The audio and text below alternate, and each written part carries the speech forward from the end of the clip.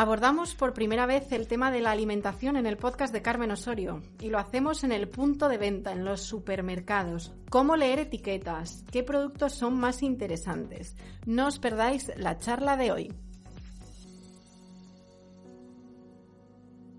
Este podcast está patrocinado por Laboratorios Thornhill, que cuenta con una serie de suplementos para complementar nuestra dieta y ayudar al funcionamiento de nuestro sistema inmunológico.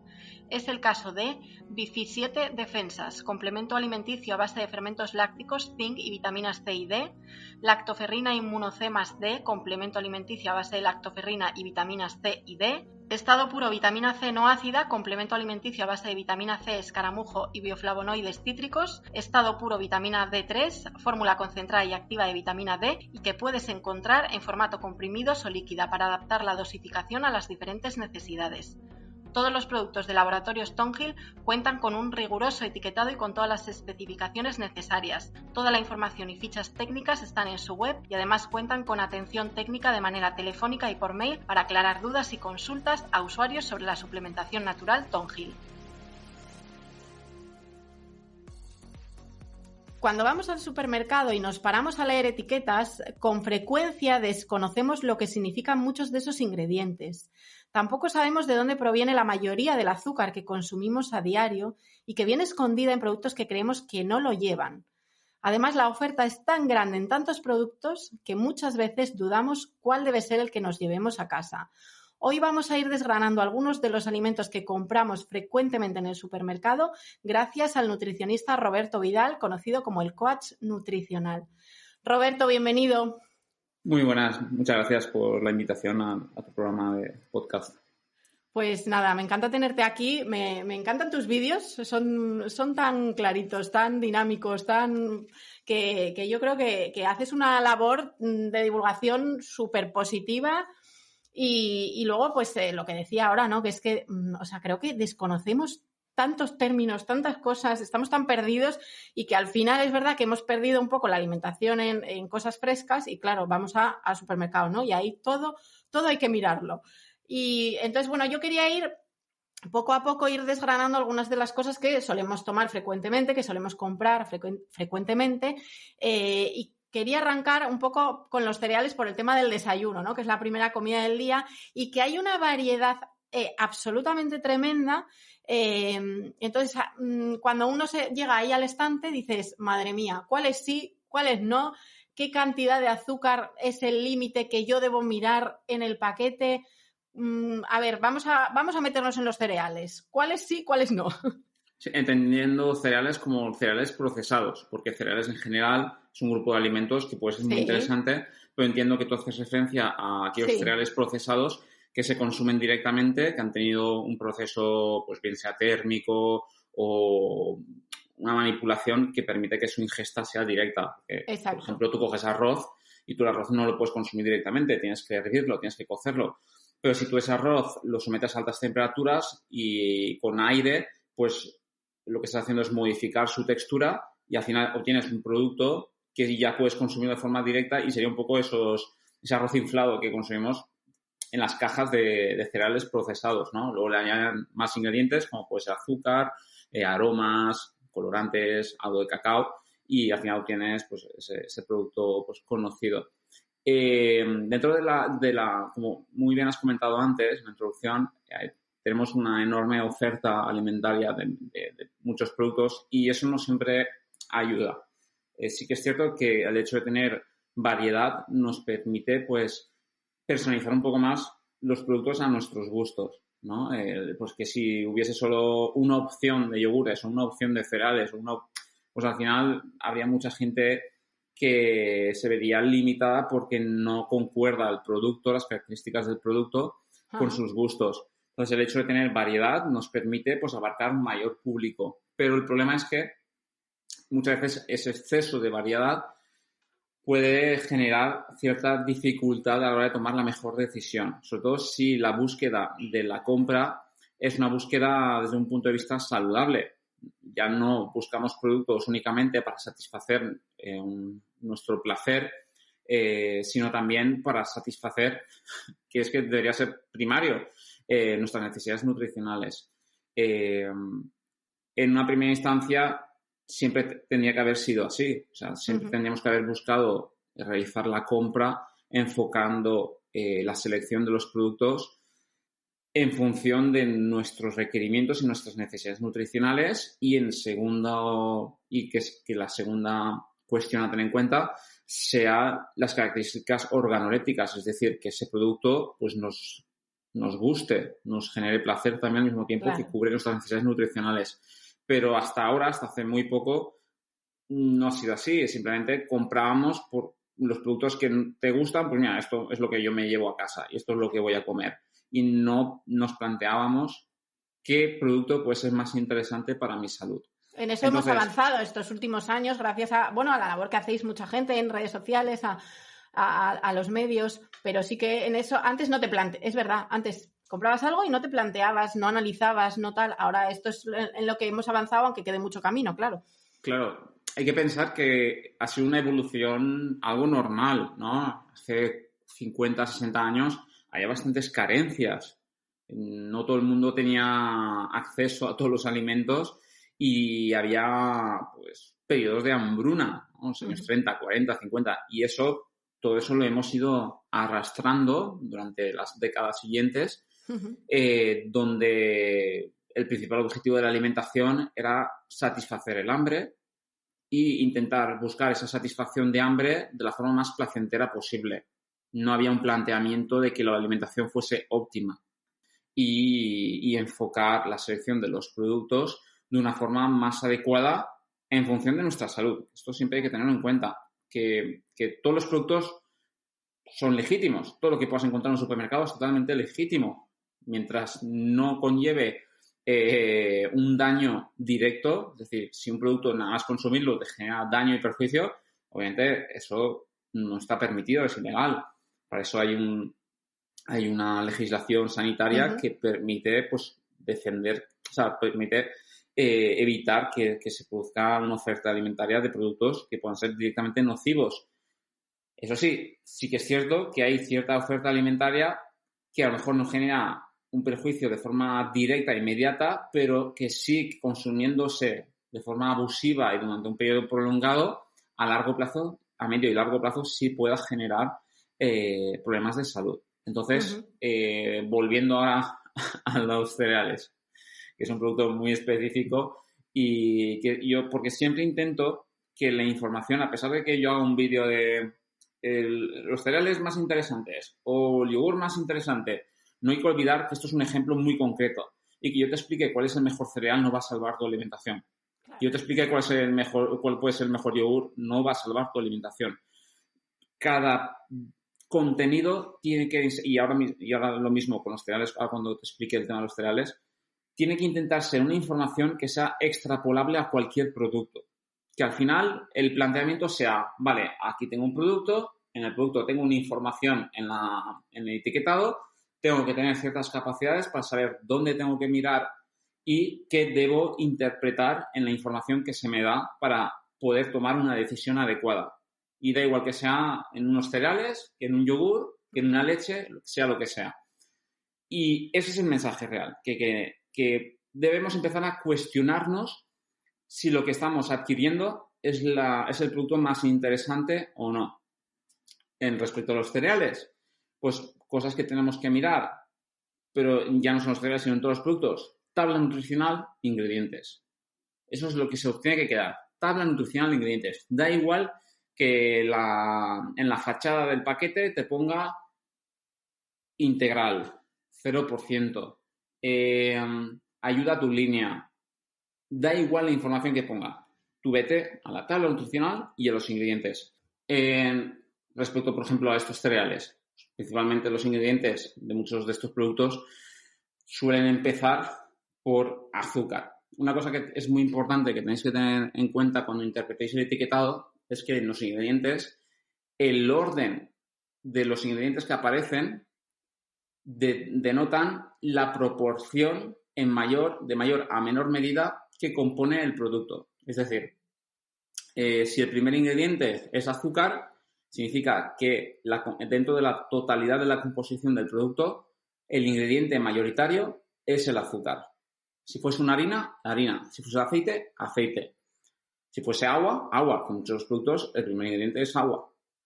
Entonces, cuando eres consciente de que el primer ingrediente, o sea, y luego de forma correlativa, los siguientes son los que van a componer principalmente el producto, si tú detectas que alguno de los ingredientes primarios no es de los más interesantes, como puede ser un azúcar, como puede ser una harina refinada, como puede ser un aceite refinado, pues entonces ya tiene que saltarte la alarma. Ya tienes que estar mirando con más detalle, porque es probable que ese producto sea un ultraprocesado y que sea un producto muy energético, poco nutritivo y poco saciante. Y esto, en un estilo de vida donde una persona sea sedentaria y tenga tendencia al sobrepeso, son productos que deben limitarse, ¿de acuerdo? No me gusta hablar de prohibiciones, no hay que decir esto evítalo, porque solo genera mala relación con la comida, pero sí que el ser conscientes de que esos productos deben limitarse al máximo ya sería un primer gran paso, porque a día de hoy, principalmente lo que te está generando sobrepeso y obesidad es, además de una actividad física sedentaria, es el abuso de productos que te aportan mucha energía, pocos nutrientes, es decir, que no te aportan vitaminas, minerales, antioxidantes, solo te aportan energía. Y cuando hablo de energía me refiero a, porque la energía puede tener una connotación positiva, ¿no? Esto me va a dar energía, pero realmente en este caso un exceso de aporte de una sustancia que te permite tener energía, desde que te permite ser activo, permite mantener vivas tus células, si consumes en exceso esa sustancia energética, al final el cuerpo es muy inteligente.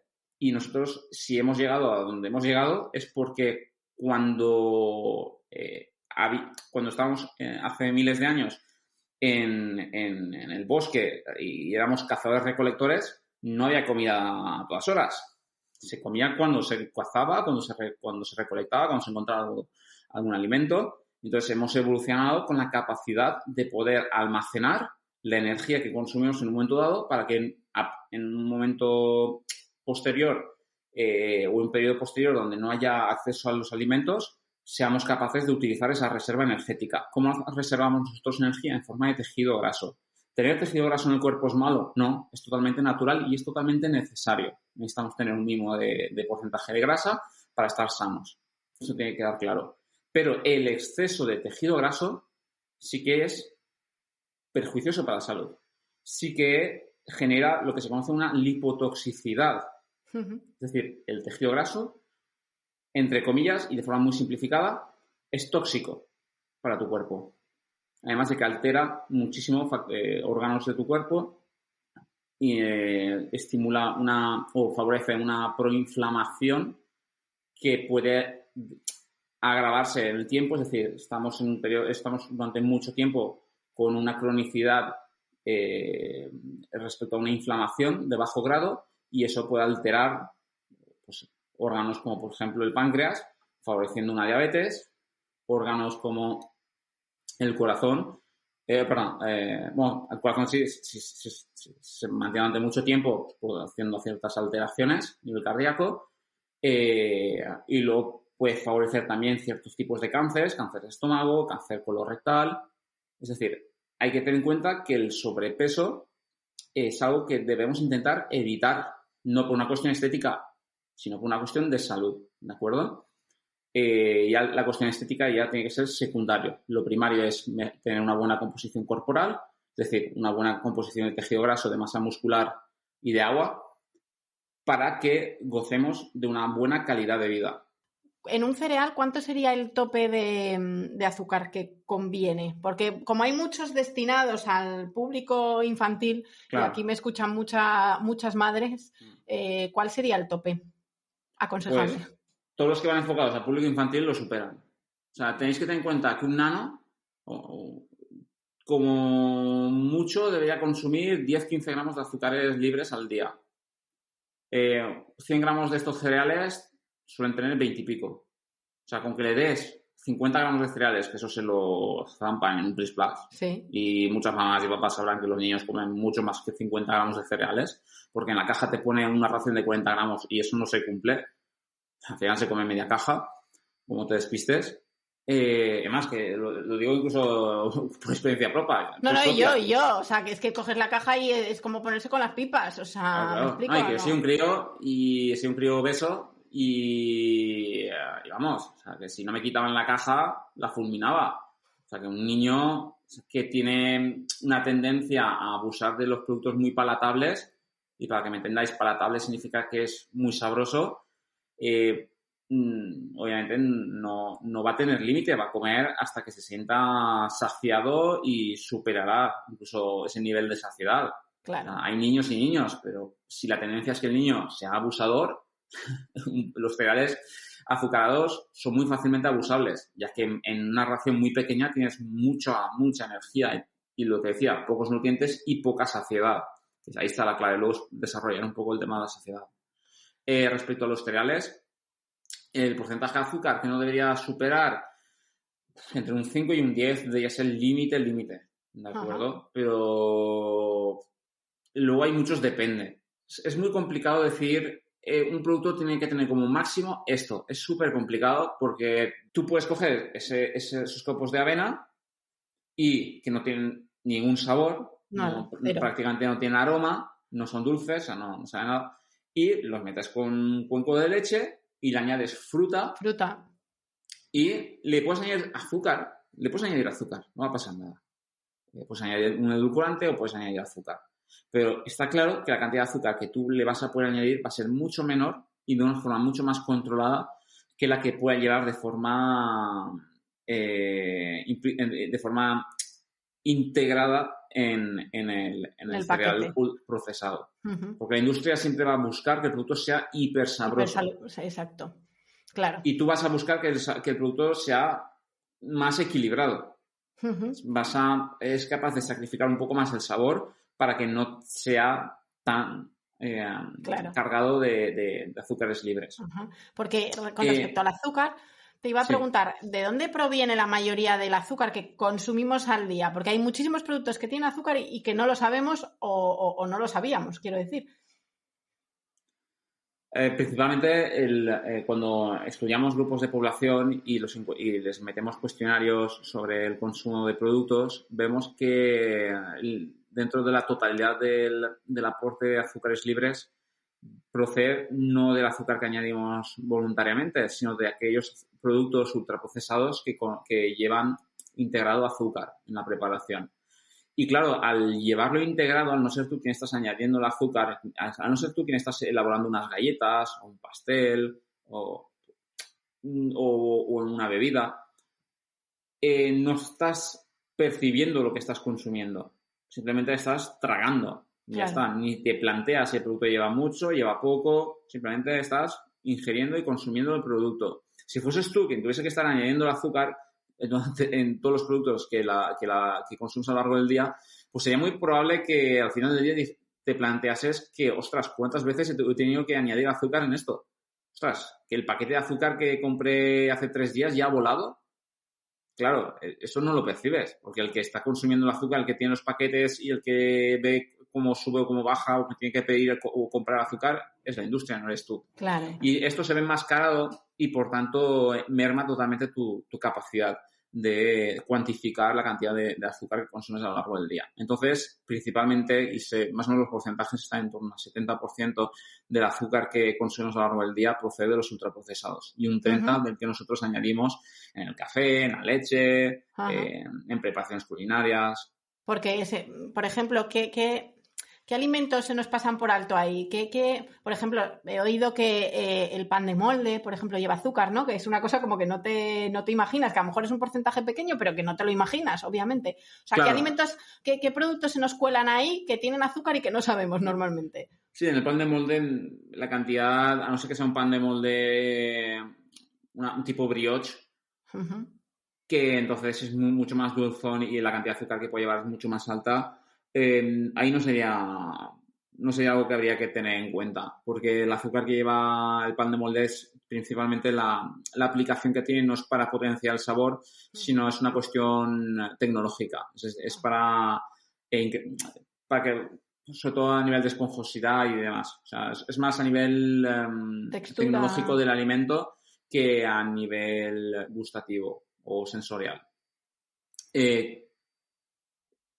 Principalmente aquellos productos que habría que tener más en cuenta sería bollería, galletas, los cereales azucarados de los que hemos hablado, bebidas azucaradas. Sobre todo las bebidas azucaradas contribuyen muchísimo a un exceso de consumo de azúcares libres. Vale, no era por tenerlo yogures, ahí. Postres. Serían de los yogures hablaremos también. Serían los principales productos.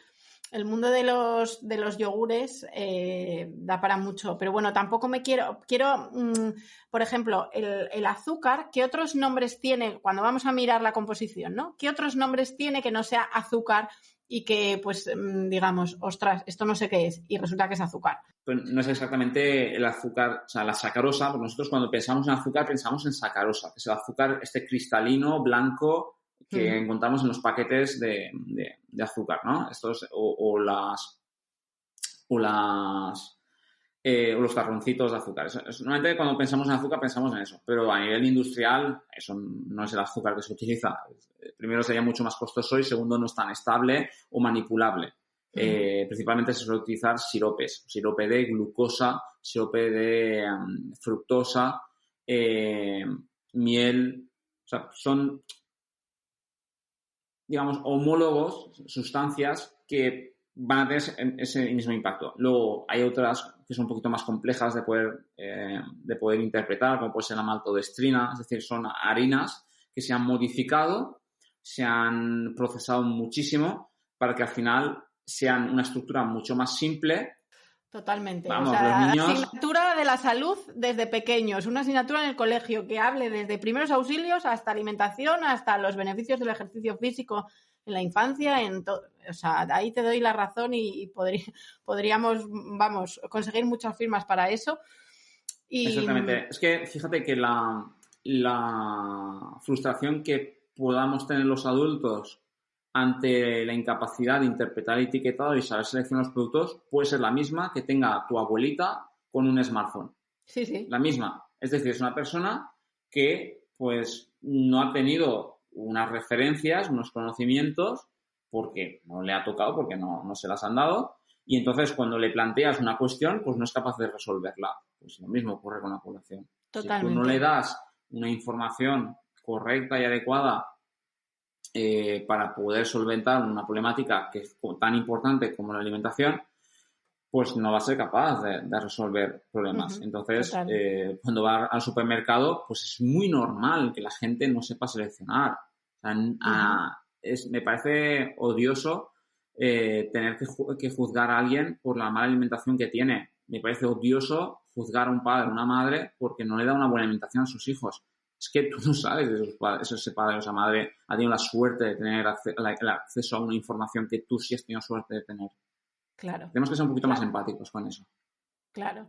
Y una pregunta sobre el azúcar, porque al final yo, me hago mi bol de los cereales estos de avena que decimos que no saben a nada, con un yogur que tampoco sabe a gran cosa. ¿Qué tipo qué le puedes añadir? O sea, alternativas al azúcar existen. Sé que están los dátiles, el plátano maduro, pues si vas a hacer un bizcocho, un algo, pero que tú le puedas echar a un yogur, la stevia, algo, ¿hay algo que pueda servir?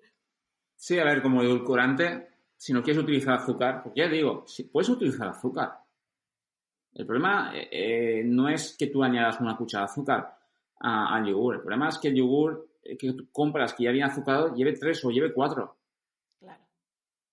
Entonces, no hay una necesidad primordial. Pero bueno, si quieres hilar un poco fino y quieres buscar alternativas, pues bajo mi criterio, e insisto, bajo mi criterio profesional, con los conocimientos que yo tengo y la experiencia que tengo y la evidencia científica en mano, una de las que encuentro que son las mejores opciones como edulcorante y alternativa al azúcar es el eritritol, que es un polialcohol que cada vez lo encontramos en más supermercados. Y este no endulza tanto como la sacarosa, como el azúcar blanco de mesa. De hecho, el poder endulzante que tiene es un 70% del azúcar, es decir, endulza un 30% menos, no es tan dulce, pero casi eso prácticamente lo veo como una ventaja porque te permite no tener un umbral de dulzor tan alto. Exacto. No genera malestar estomacal como podría generarlo el requete utilizado maltitol, que es otro polialcohol que se utiliza muchísimo en la industria para aquellos productos 0% azúcar, porque permite utilizar esta denominación. Es un producto que aporta la mitad de energía que el azúcar. No es que sea calórico, sino que te aporta la mitad. Si el azúcar aporta pues, cada 100 gramos unas 400 calorías, pues este te aporta 200. O sea, que sigue aportando de energía. Pero la moneda a pagar para esa reducción energética es el malestar estomacal, porque no se digiere totalmente. Parte de estos polialcoholes pasan al intestino grueso, son fermentados por las bacterias que tenemos y genera un estropicio. Entonces, es hinchazón, estás, pues eso, con gases, con dolor, con malestar estomacal, solo simplemente por reducir el aporte energético del producto. Entonces, este tipo de polialcoholes sí que no son interesantes, pero la opción del eritritol que comentaba sí que lo es bastante más interesante. Vale. Luego, si no quieres utilizar edulcorantes, porque no tienes por qué utilizar edulcorantes, la fruta, hacer uso de fruta. Me decías lo del yogur con la avena, pues añadirle fruta. Claro, cualquier tipo de fruta va a endulzar el producto. O sea, más si lo trituras, todavía más, porque se va toda los azúcares de la fruta se van a repartir con el yogur. Y no es, en este caso no sería malo triturar la fruta. Obviamente es mucho menos saciante una fruta triturada que una fruta entera, porque estás como quitándole trabajo a la digestión. Y una de las cosas que activa la saciedad es la digestión, es el proceso de digestión. Pero si tú quitas trabajo a la digestión, estás reduciendo el poder saciante que tiene. Pero como estamos hablando de un yogur con un poco de fruta para endulzar, no pasa nada. Otra cosa es que me digas que toda la fruta que consumes todos los días, todas las semanas, es triturado. Pues bueno, ahí tendrías que empezar a plantearte de poco a poco ir introduciendo la pieza entera, porque el proceso de masticación, el proceso de deglución, el proceso de digestión, todo eso, incluso la piel que dejas encima de la mesa, los restos que dejas, todo eso tiene un poder muy importante en la saciedad y va a permitir que ya no solo disfrutes de esa fruta, ya no solo esa fruta te aporte nutrientes, sino que que permita que estés saciado, y al estar saciado no vas a tomar malas decisiones porque no vas a necesitar buscar otro producto para cubrir esa necesidad de hambre. Ajá. Y cuando vas a comprar un yogur, ¿qué es lo que tienes que mirar? ¿Que tenga o que no tenga? Bueno, como he dicho antes, lo primero que tenemos que mirar es ingredientes y tabla nutricional, y en los ingredientes, pues que el primer ingrediente, por supuesto, que sea leche fermentada, ¿de acuerdo? Leche pasteurizada con fermentos, y que si contiene azúcar, que te vayas a la tabla nutricional y ver cuánto azúcar tiene. Los yogures de por sí, todos van a tener azúcares, todos, porque porque la leche en sí tiene azúcares, entre 3 y 4 gramos de azúcares por cada 100. Y estos no son los que entendemos como azúcares libres. Esto forma parte de la leche y no tiene ese impacto negativo, ¿de acuerdo? Entonces, si un yogur, cuando por 100 gramos ves que tiene 11 gramos, pues haces la resta. Si de la leche de normal tiene 4 y aquí hay 11, pues aquí hay 7 gramos que me están colando. 7 gramos de azúcar. Si me como 2 yogures, que son 250 gramos, pues me estoy zampando 20 y pico gramos de azúcar en un momento, con 2 yogures. Iba a pasar a las galletas, porque es un producto también como muy destinado al público infantil. En el supermercado hay algo, porque te venden unas que si integrales, que si digestivas, que si no sé qué, que si no tiene aceite de palma. En el supermercado hay algo que merezca la pena, que, como dices tú, que sea un producto interesante, o la galleta hay que hacerla en casa si se quieren tomar galletas. En los supermercados no vamos a encontrar ninguna opción interesante, porque aunque sean sin azúcares, van a seguir teniendo un alto contenido esa energía que os comentaba antes, van a ser muy, muy energéticas, poco nutritivas y poco saciantes. ¿Que nos vamos a ahorrar el azúcar? Sí, la diferencia entre el azúcar y el maltitol, que es el polialcohol que se suele utilizar, es que el maltitol nos va a aportar la mitad de energía. Pero si entonces el consumir esas galletas con algo menos de azúcares, que no menos cantidad de energía, porque las calorías van a ser prácticamente las mismas, porque al final van a meter más harina o más aceite, vamos a tener que pagar la moneda del malestar estomacal, pues no interesa. ¿Que quieres darle o que quieres comerte tú, darle a tus hijos unas galletas? Pues les das las que más les guste. Eso sí, controlando las cantidades. Intentando que, pues, es complicado establecer una cantidad, porque como decía antes, depende mucho del individuo, pero en un nano, pues, más de 150 calorías vacías, porque al final son calorías vacías, pues no creo que sería demasiado interesante. ¿Qué otras alternativas? Que a lo mejor, no te iba a decir, que a lo mejor un consumo ocasional, ¿no? Sí, más, mira, que en casa no hubiese galletas, sería lo ideal. ¿Por qué? Porque si no las tienes, no las comes. Efectivamente, yo no las tengo para eso. Y que cuando surja, porque te vas por ahí y quieres comprar o en el horno compras unas galletas pero buenas. Es que al final lo que ha ocurrido es que productos que de antaño eran esporádicos y que se consumían cuando se podía, porque económicamente no podías permitirte tenerlos continuamente porque eran más caros, más costosos y solo los podías comprar en establecimientos tipo hornos, pues no generan problema porque no abusabas. Pero claro, ahora has cogido esos productos, los has... O sea, sí, que es de consumo habitual. Claro, los has modificado de tal manera y los has abaratado tanto que al final tienes un producto mucho menos sabroso y mucho más accesible y abusable. Entonces, la idea sería, pues, no tener esas galletas y que si se las tiene que comer, que sea, pues, algo, lo que tú dices, algo esporádico, porque, pues, en un cumple están ahí, en una excursión, en cualquier historia que sea eventual, no un recurso diario, porque si las tienes en casa, insisto, te las comes. Y no solo te las comes, las abusas. Ese es el problema, es abusarlas. Entonces, de acuerdo. Alternativas, pues hay muchas. Puedes hacerle unas tortitas, puedes hacer unas crepes. Unas crepes te tardan 3 minutos en hacer unas crepes. Es decir, en saltearlas en la sartén, en preparar la sartén. Y en hacer la masa de la crepe, 2-3 minutos más. Total es huevos, leche y harina. Y ya está. Lo preparas. Si lo haces, le metes fruta, le metes cacao, incluso aunque le quieras meter un poco de Nutella, que no va a pasar nada, le pongas un poco de Nutella. Se lo combinas con una pieza de fruta y ya tienes ahí una pedazo de merienda muchísimo más interesante y mucho más económica además. Es que al final es plantear opciones que no siempre son peores, es decir, unas galletas el precio por kilo es carísimo. O sea, el precio por kilo te puede costar 4 o 5 euros el kilo.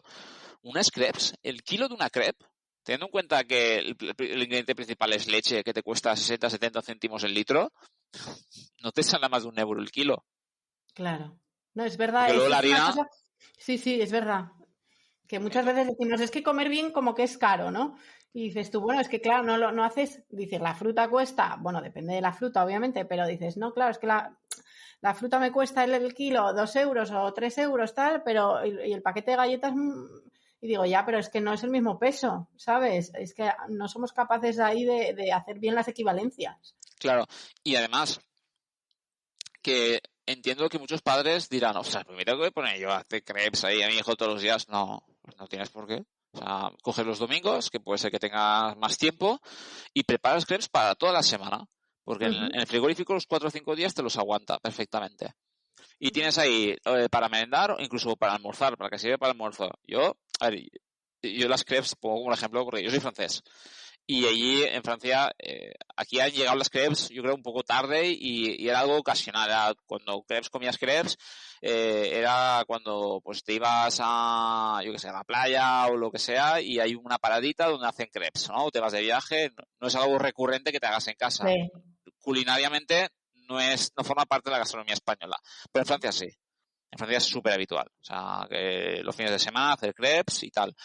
O incluso entre semana.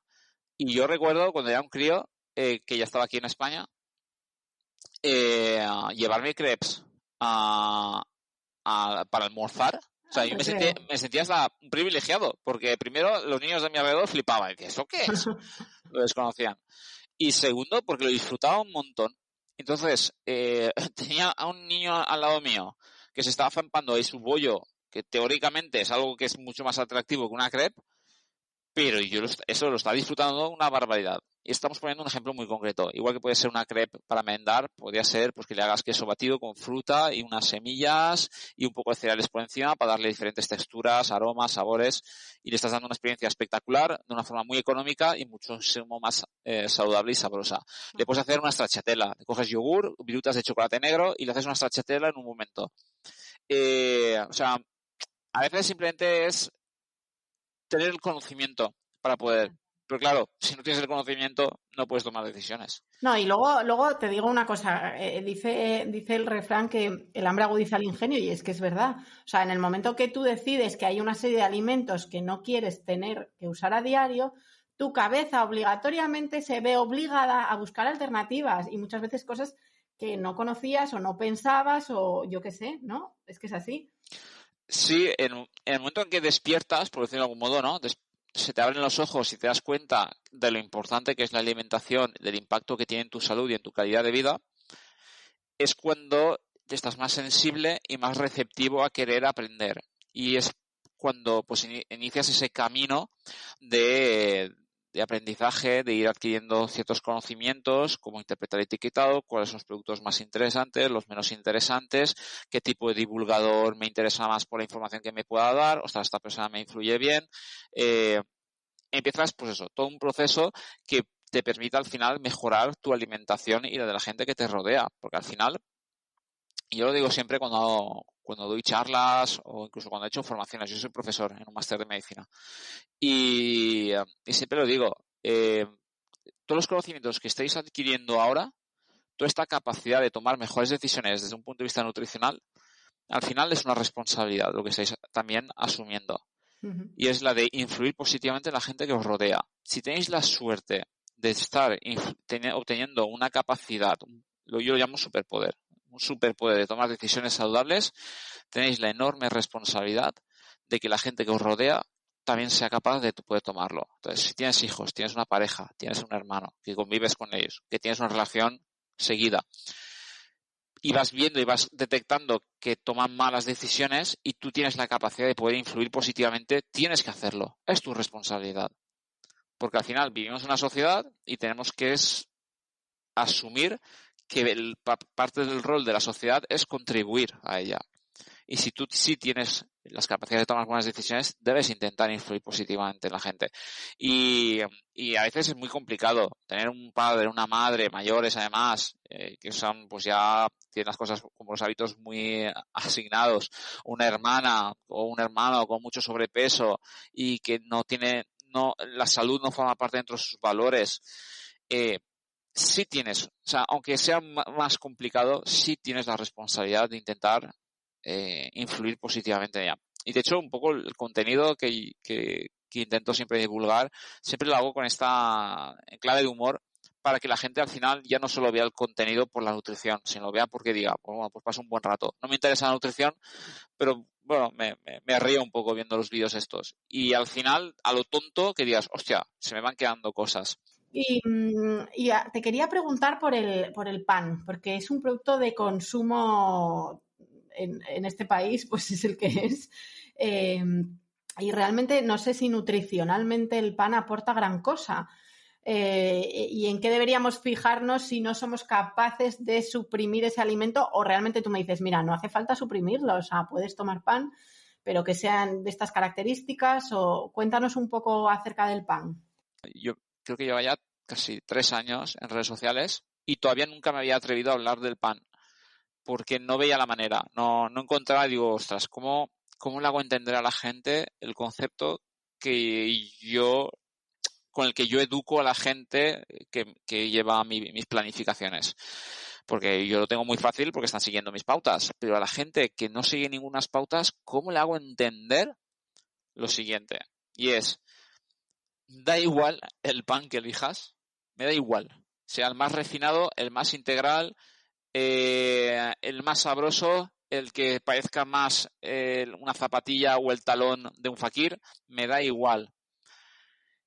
Lo que quiero y lo que me interesa es que seas consciente de que es un alimento energético, bastante energético, que a nivel nutricional no aporta más que energía, ¿de acuerdo? Es harina, principalmente.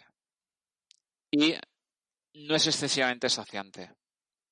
Entonces, ¿es un alimento que hay que prohibir y evitar? Pues, bajo mi experiencia, siendo consciente de que gastronómicamente está súper arraigado el pan, forma parte de nuestra cultura gastronómica y quitar el pan, ¿no? Esa expresión de quitar el pan genera tanta frustración y tanto malestar que directamente digo, mira, no te lo quites, pero y tampoco comas un pan que no te gusta. Elige el que te gusta. ¿Cuál es el que te gusta? ¿El de tipo bollo? ¿Qué? ¿El de aceite de oliva del Mercadona? Me da igual, el que quieras. Pero tienes que comer unas cantidades que sean adecuadas, no tienes que abusar y tienes que intentar, lo más importante, combinar ese pan con cosas interesantes. Porque me da igual que cojas el pan más integral, con semillas, con masa madre, si le vas a meter chopet. Es que me da igual, es que no tiene ningún sentido. O vas a meterte una tostada con 40 gramos de Nutella. No. ¿Qué hay que hacer? Pues coges un pan, aunque sea pan blanco, y le metes un filete de pollo, de pechuga de pollo, o le metes una tortilla, o le metes hummus, o le metes aguacate, o le metes una crema de frutos secos. Es decir, que lo acompañes de ingredientes que sí sean altamente nutritivos, que tengan una alta densidad nutricional y que compensen la falta de nutrientes que tiene el pan. Que en lugar que te hagas un bocadillo de 200 gramos de pan, te hagas un bocadillo de 100 gramos y lo complementes con una buena ensalada o con un buen salteado de verduras. Vale. Que en lugar de meter con un fiambre, le metas una carne magra. Esa sería la idea. Y luego, pues que no comas pan a todos los días. Intenta variar un poco. Claro. Intenta, pues, las equivalencias del pan son el arroz, la pasta, incluso legumbres, patata. Es decir, intenta tener una variedad que te permita que no siempre caigas en el mismo producto. ¿Puedes comer pan todos los días? Podrías comer pan todos los días, no pasaría nada. Yo ya soy nutricionista y como pan todos los días, porque yo soy súper panero. Me encanta el pan. A mí también. Pero no abuso de él, porque soy muy consciente. Otra cosa muy importante sería que la gente pesara de vez en cuando el pan que come.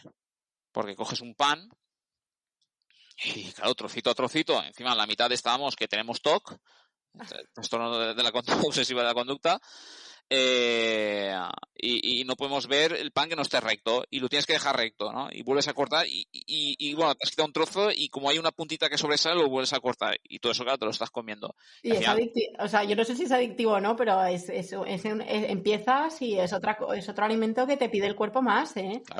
Claro, a ver, pero además, sobre todo el pan recién hecho, tiene unos aromas, tiene unas características organolépticas, combina la textura crujiente del exterior con la esponjosa de dentro. Y obviamente de la miga. Y obviamente pues eso es muy atractivo para el cerebro, como yo suelo decir, el cerebro gordo, ¿no? El cerebro gordo para mí es un concepto que empleo para determinar una conducta alimentaria donde tenemos tendencia al abuso porque tenemos una sobreexcitación a nivel cerebral por el placer que nos genera la comida. Esto ya, o sea, esto es un poco de fisiología, pero bueno, que cuando nosotros comemos secretamos, entre otras cosas, dopamina que nos genera mucho placer. Y por eso comemos, porque la comida nos genera mucho placer. Pues hay personas, y yo me incluyo, yo al final me analizo y digo, bueno, vengo de una adolescencia donde he sido obeso, donde sé la conducta alimentaria que he tenido y eso al final lo arrastras toda tu vida. Hay ciertas personas que tenemos una excesiva estimulación por la comida. O sea, disfrutamos muchísimo del comer. Tú me dirás, yo también disfruto mucho de comer. Sí, pero hay gente que lo lleva al límite. Al límite es, tienes un problema estás estresado, comes. Te pasa algo muy bueno y comes. Es decir, todas esas alteraciones emocionales las compensas con la comida.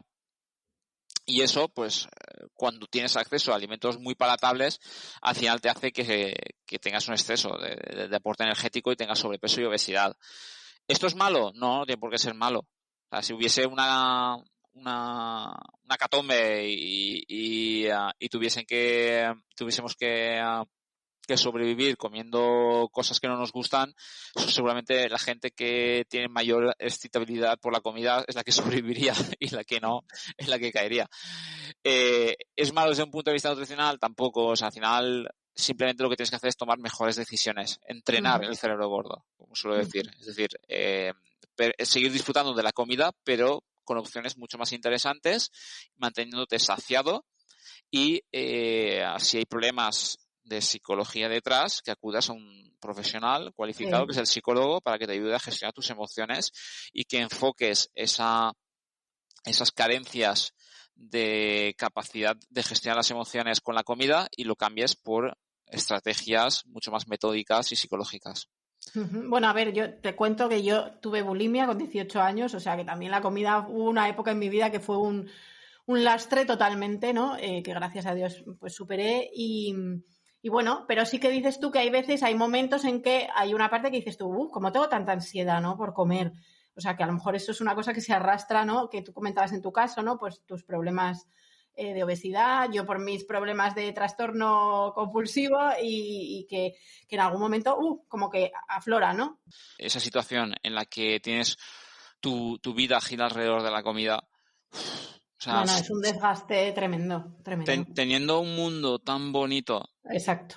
O sea, tan bonito, que también es muy jodido, pero al mismo tiempo es muy, muy bonito. Sí, pero bueno, que teniendo tantas cosas, ¿no? En la vida. Claro, amistades, estudios, tus hijos, hijos, trabajo, experiencias que puedas vivir, viajar, conocer cosas nuevas, experimentar y aprender cosas nuevas, tocar un nuevo instrumento. O sea, todo ese tiempo que puedes invertir en crecer, en tu crecimiento personal, lo estás dirigiendo hacia un acto que es lo peor, la putada más grande, que es que tienes que comer todos los días.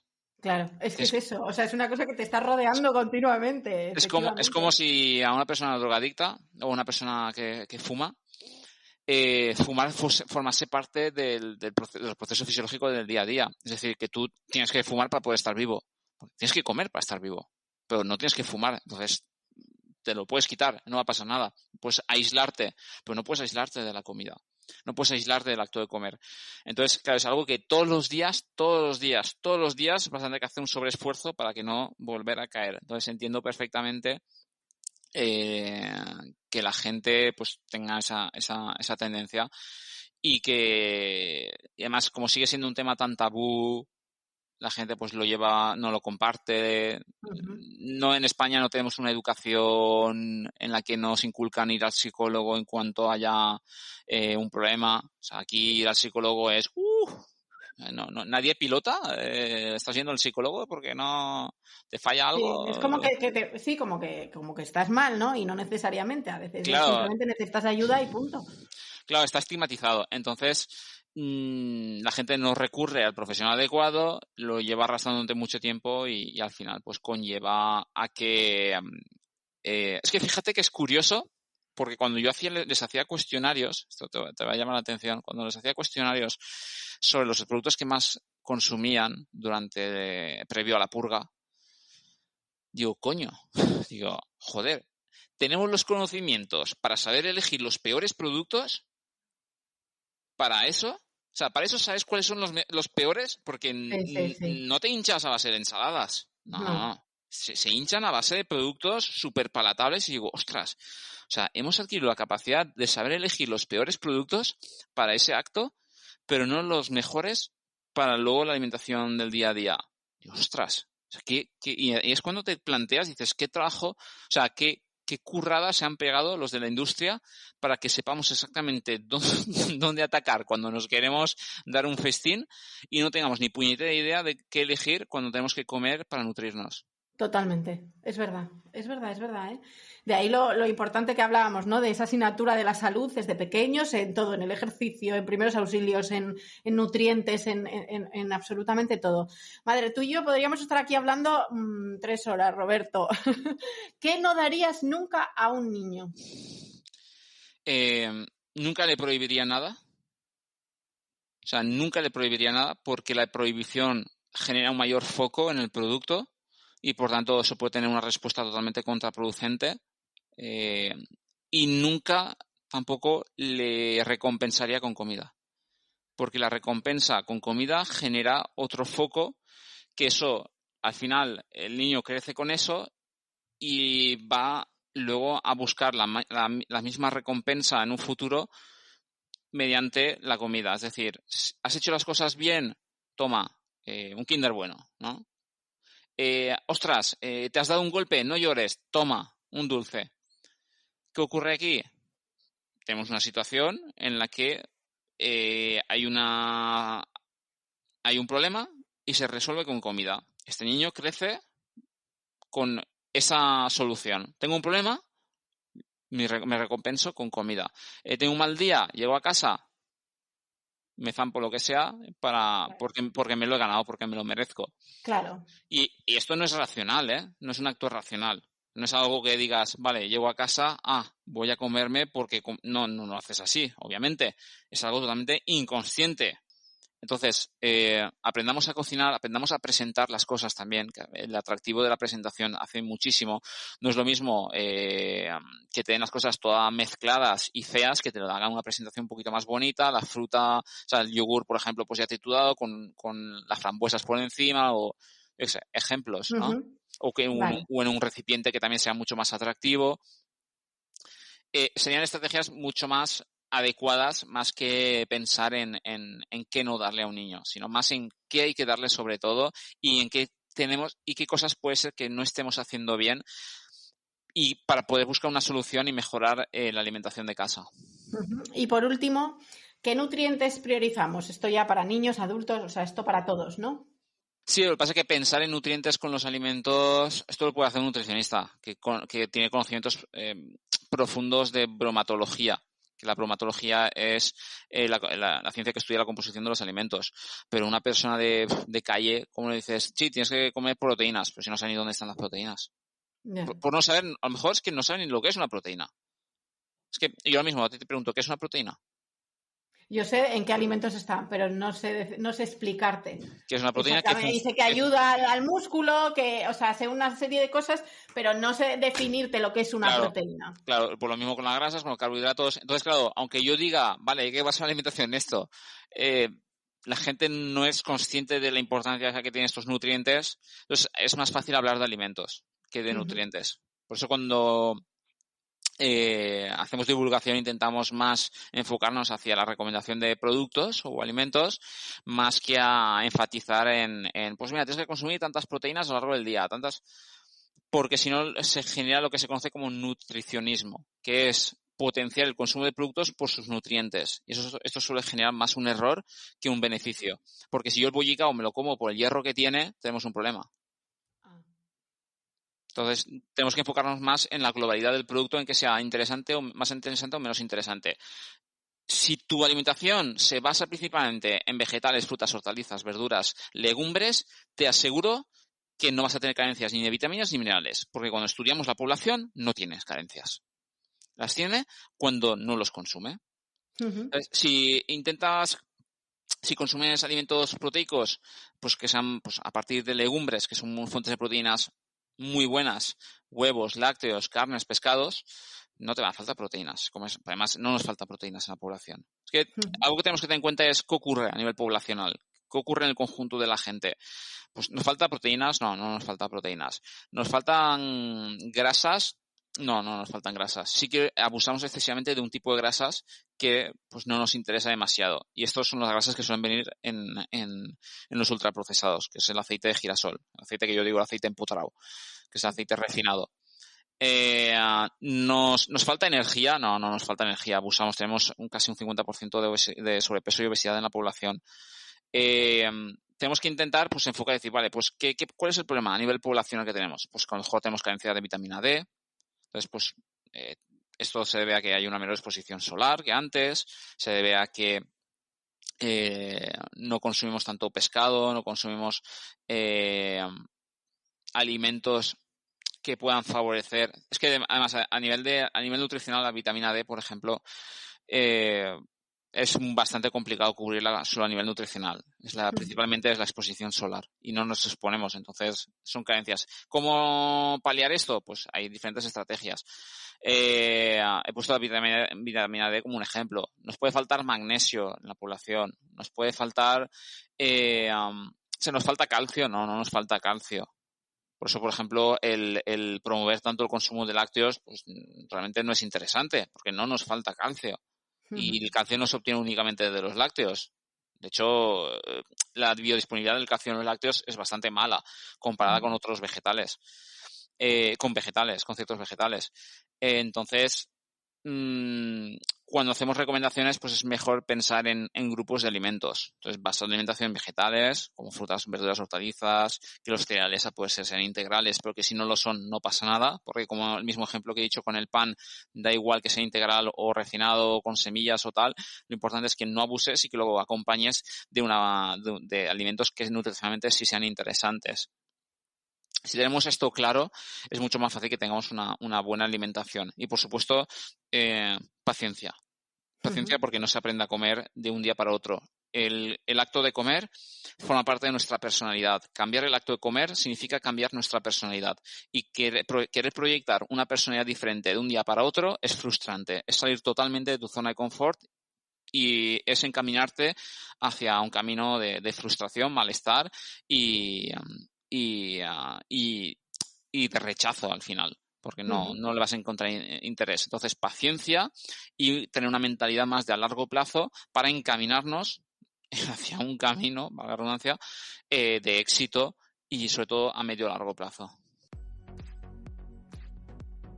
Vaya conversación tan interesante que he tenido con Roberto. La verdad es que queríamos tocar el tema de los alimentos y al final hemos terminado hablando de conductas alimentarias, de nutrientes. Vamos, podíamos haber estado 2 horas tranquilamente. Gracias por acompañarnos un día más.